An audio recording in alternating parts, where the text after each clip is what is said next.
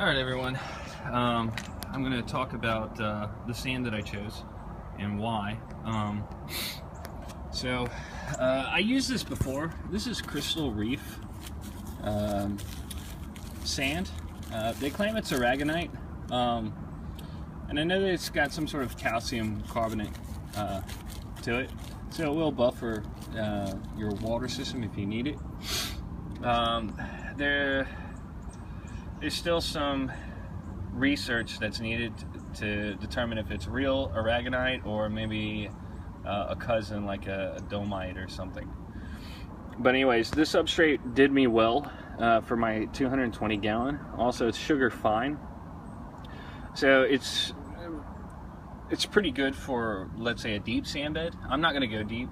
I tried a deep sand bed, and well, I guess that's for another video, but it was like a ticking time bomb, and I had to keep replenishing worms and stuff, and it was partially my fault. Well, it was all my fault because some of the fish that I chose actually prey on the critters. So if you go deep sand bed, do a little bit of research. It's a little bit more than just you know, getting 4 to 6 inches of sand and just letting the bacteria do what it does. You're going to need some critters in there to populate the sand as well. But anyways, so I'm going with more of a shallow sand bed. I'm going to go about 1/2 inch, 1 inch. Don't really care too much about it. This sand is really white. It doesn't look like that way from the packaging, but under halides or any other lighting, this sand is incredibly bright, and it stays that way. There are many times that I've gone over and siphoned or cleaned the sand, and all I had to do was just rinse it out, and boom, it was white again. So this sand is really awesome for what it is. But if you have a tank smaller than mine, where everything is pretty much in balance anyway, I mean, it takes a lot to foul up 300 gallons, then you might want to do your research, and your experience may vary. One thing I wanted to do was wanted to mention about the sand. The first time that I got it, I went over and I took a cup full of it, put it underwater, flipped it upside down in hopes that it would get rid of the dust or residue, and it didn't. I think for about 5 days I had a cloudy tank. So they claim that this is live sand. I don't really care if it's live or dry. I'm going to seed this with the bacteria at a later video, and I'll show you how. So what I'm going to do is, whatever life is in here, whether it's bacteria, there are no critters in there. They even said it. So there are no bristle worms or snails or anything of that nature. So that leads me to believe, okay, they're just saying that they have beneficial bacteria. It may hasten the cycle time. I did not notice a cycle increase at all. It took about a month for my tank to cycle, and that was using this straight out of the bag into the tank, and it did not speed anything up. So what I'm going to do is I'm going to rinse this out with my handy dandy hose and my Home Depot bucket. It has never been tainted with anything other than water. I'm going to show you how I rinse this off. And the reason that you want to rinse this off is, one, when you first put it in the tank, it'll be cloudy as crap. You're gonna have light sand, like so tiny that you can't even see, but it looks like a milky white when you put it in there. And I want to avoid that, and I had better luck the longer that I held this sand and the longer that I cleaned it. I got a lot of the lightweight sand out, and I didn't have any of the debris or the problem or sandstorms that occur when I first purchased it. Like, as I kept cleaning it with the siphon and stuff like that, gradually those tiny pieces of sand were dredged away.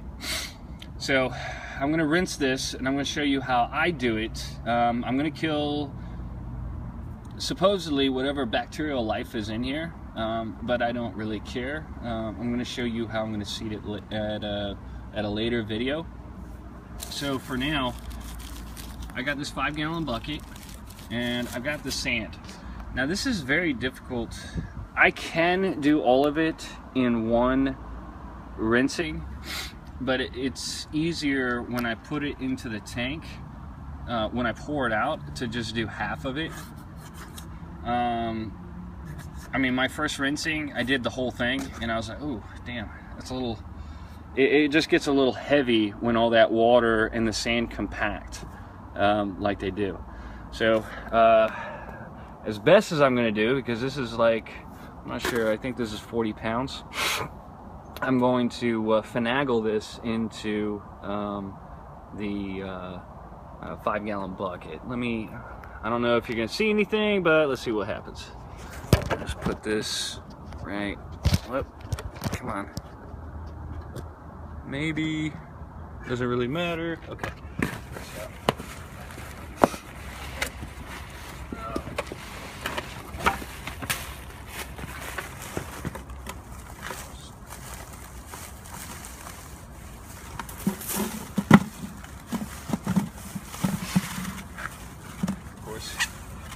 Avoid getting it on the driveway.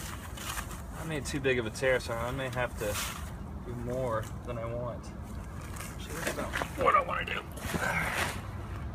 Now I'll do a little more. I usually do about, I had good luck with half of the 5-gallon bucket. There we go. Alright. So about half of this 5-gallon bucket. What I'm going to do is I'm going to spray in here.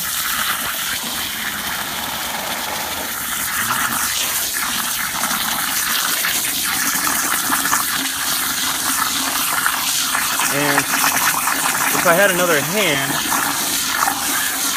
I would use it to kind of, well, maybe I can. I don't have the.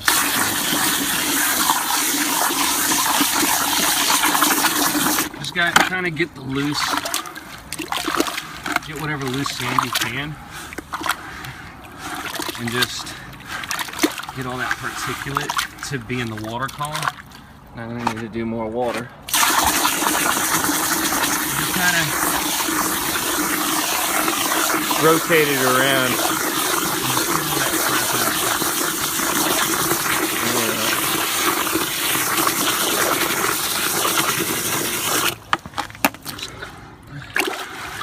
It's a lot easier if you do this while you're spraying, because it kind of just dislodges a lot of this. And then you let it set for a second, and then while it's suspended, this is all the sandstorm matter when you turn on your power heads. Bye-bye. Right now it's like that milky white. Alright, now we're going to do it again. Same deal.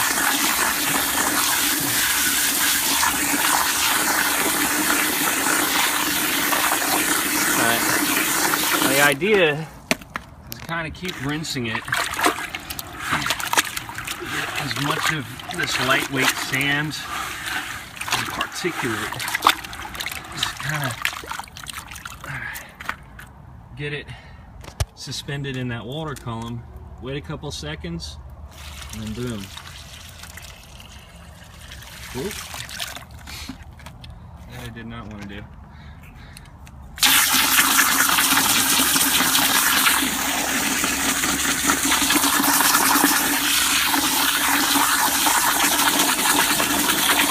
Sure if there's a blob of sand in there or not.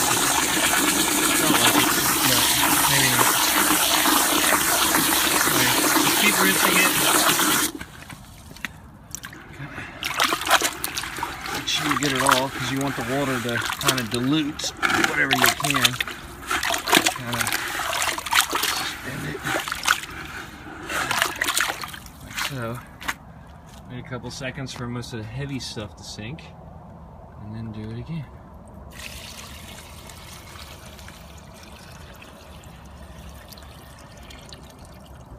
You can see I'm not really pouring any sand out if you're close enough. That's what I'm looking for. So generally what you're going to do is you're just going to kind of keep rinsing this. Get it all nice and spin in the water column.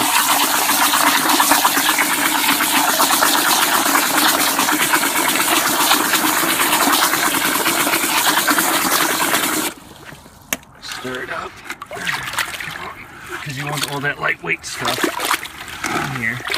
And you just keep doing this until it gets to whatever you call acceptable, or whatever you want is acceptable. But just realize that when you turn on a power head, you don't want any of that to be in your water column. So for me, I don't mind going a little bit. You see right on the edge there? You can start seeing it now. So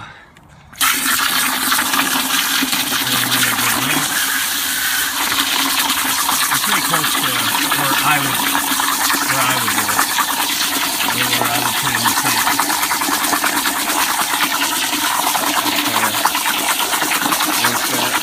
Like so. Shut it up. Alright. There we go. Turn it as much as you can. Wait a second for the stuff to go. You can already notice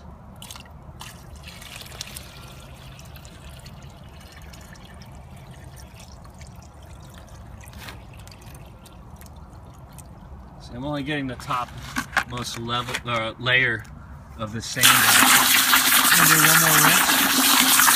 That should be good enough for me. Now if you guys want pristine whatever sand, then you may want to rinse it some more. But I'm just going to give it one good final rinse because I just want the sand, not this milky stuff. And of course you're going to have a little bit like that. Give it a second. Alright, and then pour. Now you can already start seeing through the bottom, which is what I like.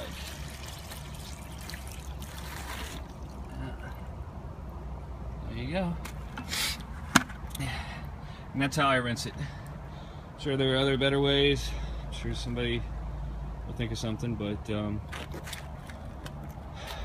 that's where I'm at with that. Anyways, until next time, happy YouTubing.